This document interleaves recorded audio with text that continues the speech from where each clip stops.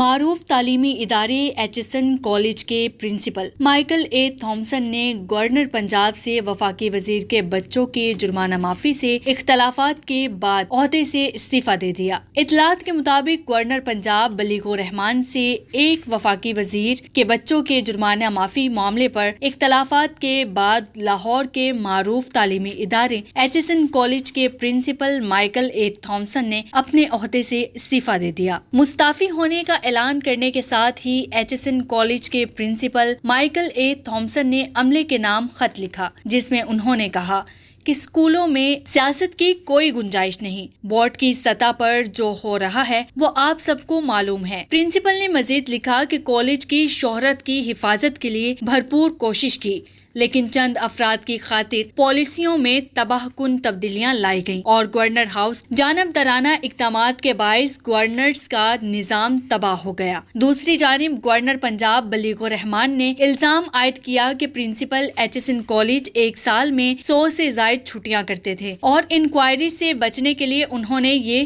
حربہ اپنایا۔ اپنے بیان میں گورنر پنجاب نے کہا کہ پرنسپل ایچسن کالج 2 مرتبہ استعفے کی درخواست دے چکے تھے۔ بورڈ نے نئے پرنسپل کی تعیناتی نہ ہونے کی وجہ سے استعفی قبول نہیں کیا، تاہم اگست 2024 میں پرنسپل کا استعفی قابل عمل ہو جانا تھا۔ انہوں نے کہا کہ اگلے مہینے ایچسن کالج کے نئے پرنسپل کی تعیناتی فائنل کر لی گئی۔ محمد بلیغ الرحمان نے کہا کہ پرنسپل ایچسن کالج تنخواہ وصول کرتے تھے، جس کا آڈٹ شروع کر دیا گیا۔